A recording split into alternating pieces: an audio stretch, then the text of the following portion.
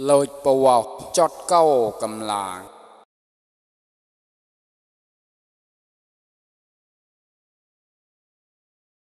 Maha câu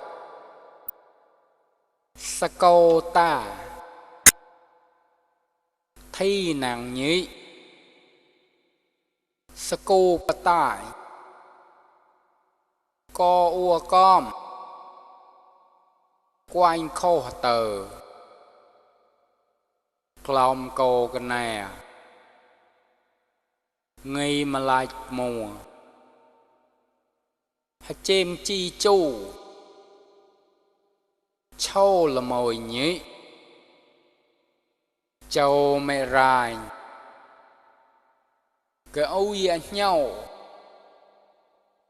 đại kỳ kỳ mà nư một bè tranh đi mùa nhỉ câu nâu sọt to tợn thâu mùa bà xa tàu lô ta ràng xịa quả bà tàu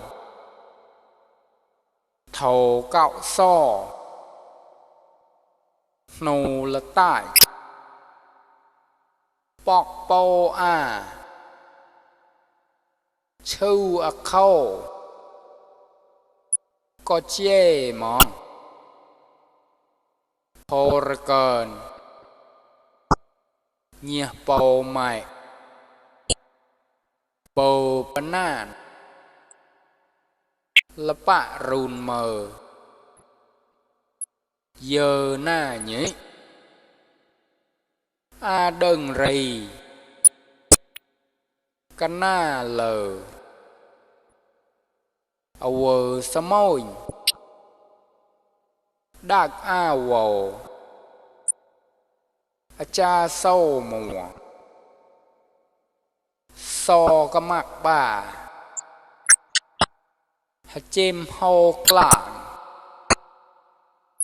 a lo a rao xịa sọt bầu clờn bơ mùa